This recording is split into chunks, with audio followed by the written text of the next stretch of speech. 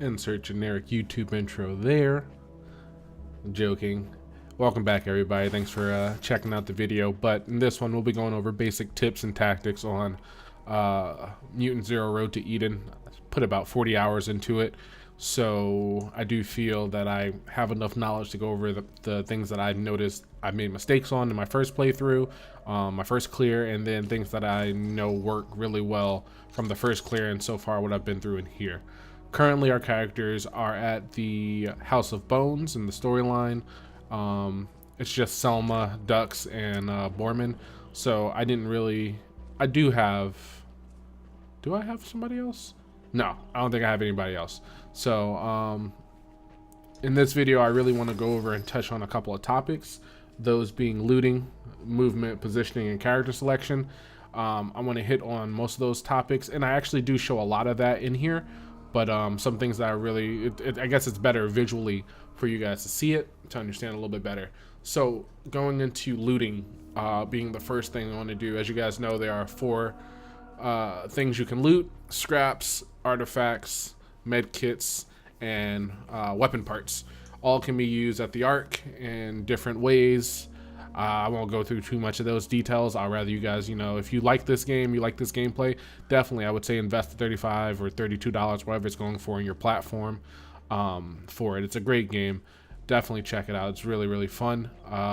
Took me about 35 hours in total to complete.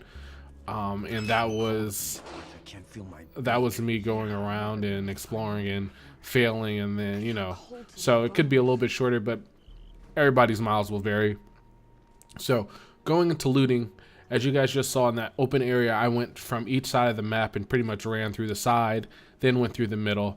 I would say every area in this game is similar to that, where you can go around the edges and then you can move around and find a lot of the sparkly items, mostly scraps and things like that. And I would always say go on the outsides, work your way in the middle, figure out who you can pick off on these little movements like this, and then just pick up gear first, and that'll be the best thing. All right, this brings us into our first fight, and one of the exploits that I like about this game, not a bad exploit, but your lead character makes or breaks your reveal or an ambush, so you can leave your 2 characters on the side and let them float around. The pathfinding in the game is pretty good. As you guys can see, Selma will buckle onto the ambulance, and Dux will go ahead and slide up right next to Boarman. Here's a slow-mo of the engagement, a little bit slower, so we can talk a little bit more about what happened in this one. So, as I said, Boarman is lead. The other 2 will float. The Butcher goes by us, and then I will start the ambush. The build so far, Selma's a high crit when hidden. Dux is high crit when at higher elevation, as you can see with the top hat. And Boarman is a simple Boarman. I have him with Hog Rush and Twitch Shot, so he's just beefy bumping gun technically. So starting off this fight, you guys will see Selma with high crit. She's still hidden. She gets 55% on crit. We shoot and we pull up a 9 damage. Then we follow up and just clean up with Boarman. So one of the exploits things you got to remember is that your lead character will dictate how you set up your ambush. Your other 2 will fall in place within the red zone. It won't really matter if they're spotted or not. It's always good to have them in a safe spot, but if you can't and they're still following, you can start an ambush with those 2 floating, and they'll move to a safer position with the best cover depending on their pathfinding. That's one of the cool things to know about how the group dynamic works. You don't have to put every person in hiding, but it does help for better situations if you have more hidden characters with high crit. Here we'll have another rinse and repeat on this Butcher. Just putting Selma in hiding because that's the only person I really care about, since she'll be getting everything started off with high damage. Easy crit, and then you just follow up and clean up with any character. At this point I choose Boarman just to go in and just one shot.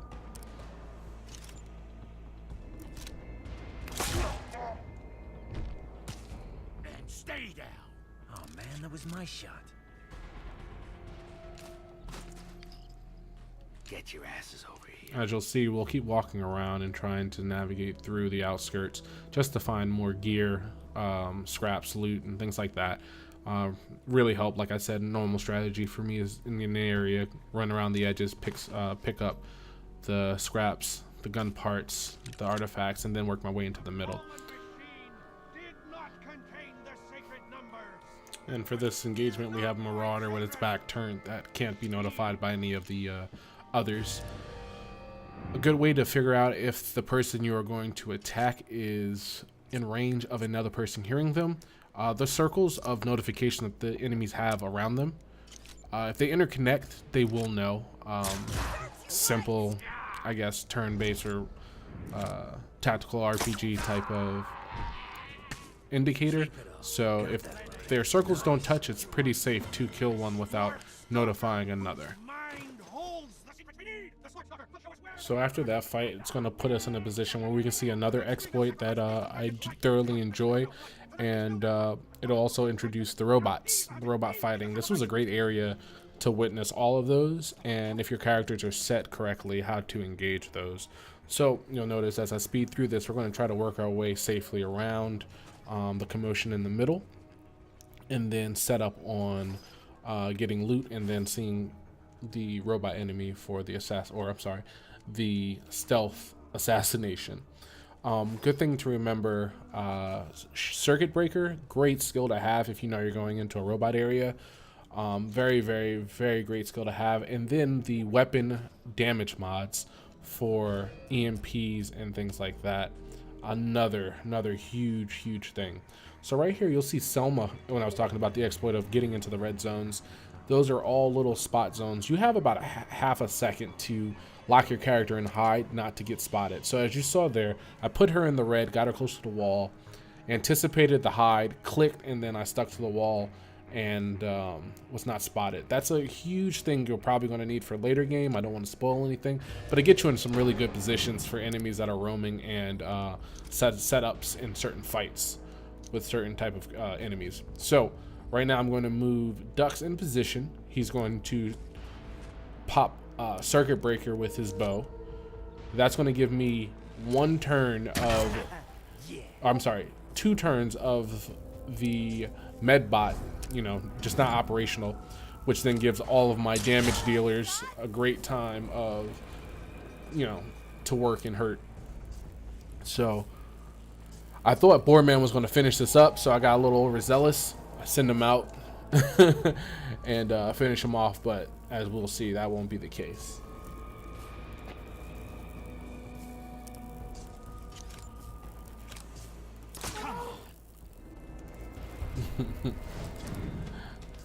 Always forget to count armor in. You gotta remember that. But there we go. There we have a medbot down. Medbots, I would say, if you're going for the achievement, they're great to have around. If you're not going for the achievement, they're probably one of the worst things you want around when you know you have to do a lot of killing. But another exploit, or things that the developers didn't really account for, is that once you kill an enemy in an area and you teleport out of that area and come back, any enemies that you've killed do not show up on the map. So technically, if the medbot is the only thing left, you could scurry outside or leave the area, come back, and then none of the dead bodies will be there for the medbot to recover or try to revive. Just I don't really say do it, but if it comes down to it and you have to do your thing, I won't judge you. But that's just one of the things that I feel that they messed up with in creating this game. Now, another good tip and tactic to hear: listen to the audios.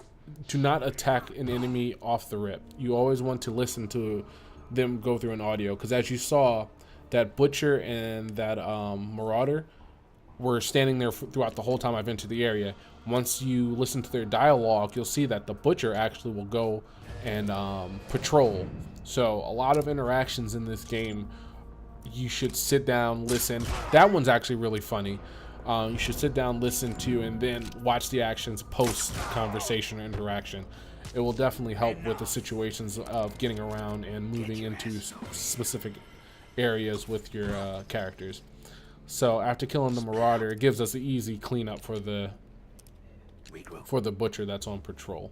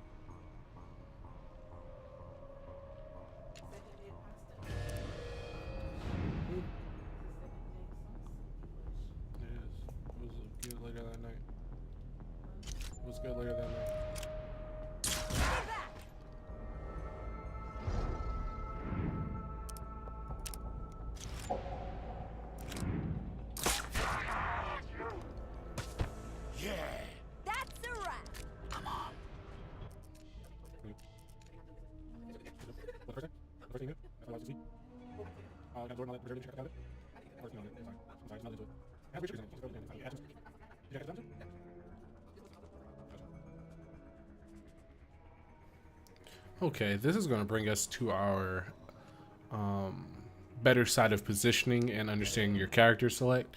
So I really want to get over to that right side, and I know Selma has her frog jump. So we're going to take off our bind, and another little mechanic you can exploit or just take advantage of. This won't be a full exploit because I think this was actually intended, but you can initiate an ambush and then use your skills and then exit combat. So what you'll see here is that I'll shoot Selma over with her leap, her frog leap, exit combat, and since she's the lead character, the other two will follow. Things that I did notice is that, you know, if a character is stuck in hit and hide, you have to sometimes manually get them off of that, then go back to your lead character, then they'll all pop up over there. So, as we'll see that these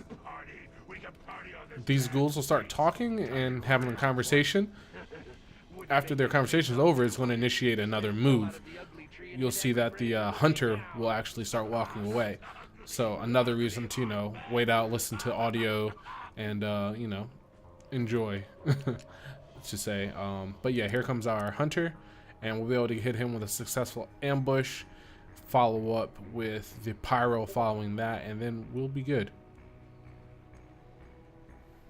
I'm waiting for his full back to be turned, and there, where I saw both of their circles become or undo instead of being one, and they're touching, knowing if the other one is in combat or hearing something, we'll go straight into killing him. So that was a clean dispatch of the hunter, and then we can do whatever we want to take out the pyro that's remaining. So yeah, I'll probably switch a couple of skills, and then after this fight we'll be going loud against the end boss. And there was another chance of me using what I mentioned previously with hopping into the red zone. As soon as it comes around you, you got about a half a second to get your character in place, and then have them hide onto a wall without being spotted. Super, super helpful, and great way to put your guys in cover or in situations, getting in better positions for an ambush.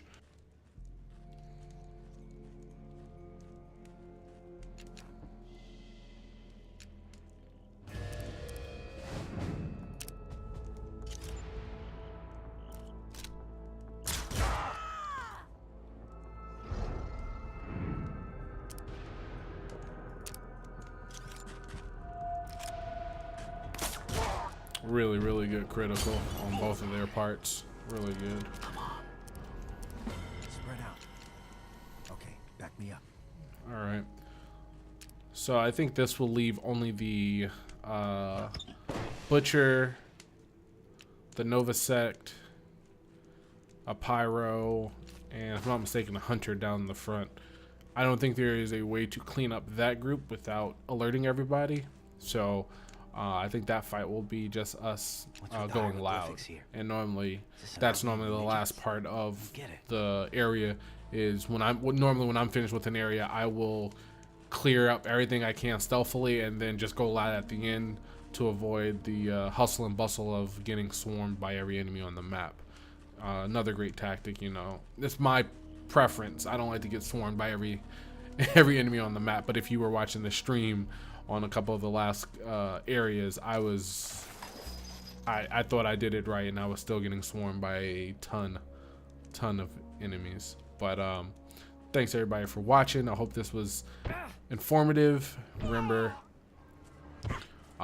sweep the area, go around the perimeter, grab everything you can, position yourself in ambush situations with suppressed weapons.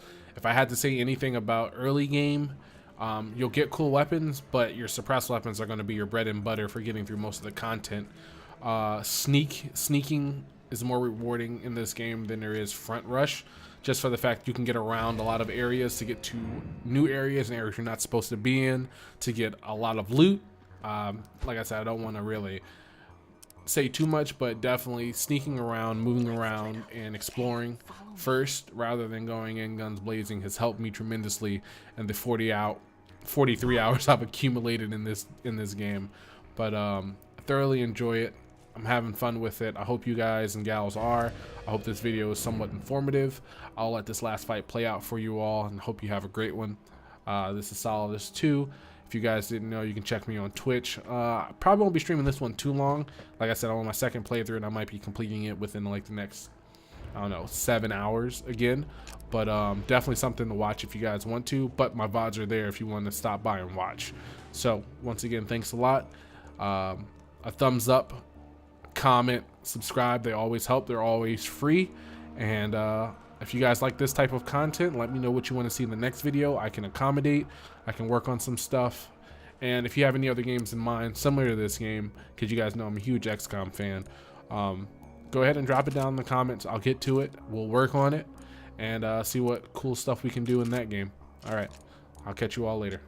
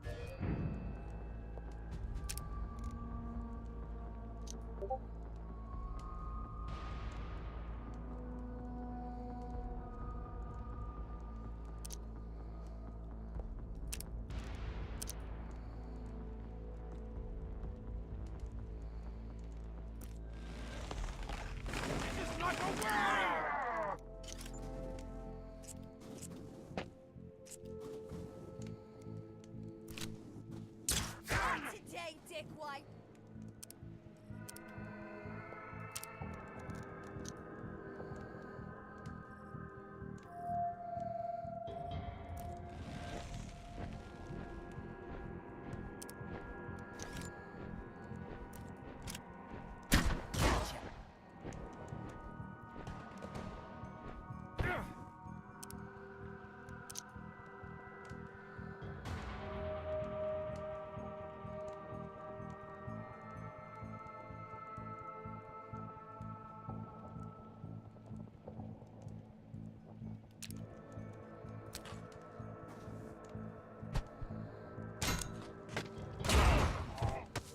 They've taken one of us. You little tricksy scammer!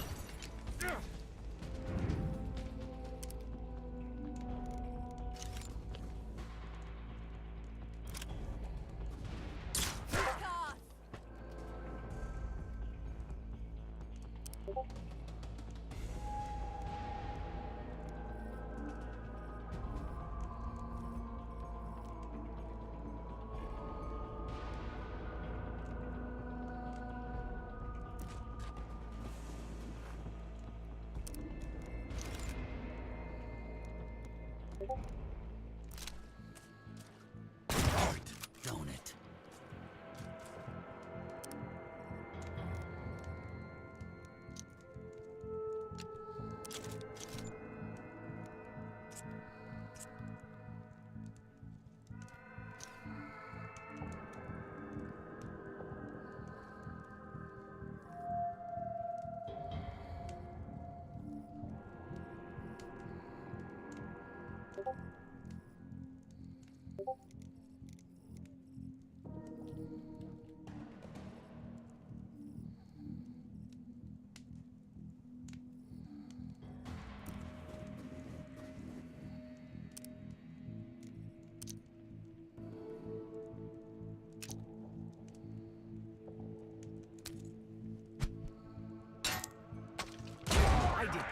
What do you think about They've that, knocked huh? him down! No!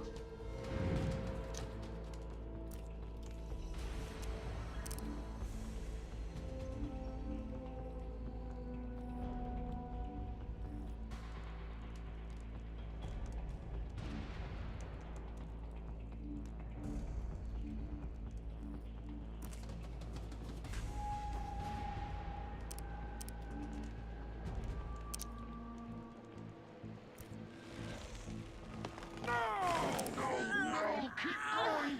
Keep burning!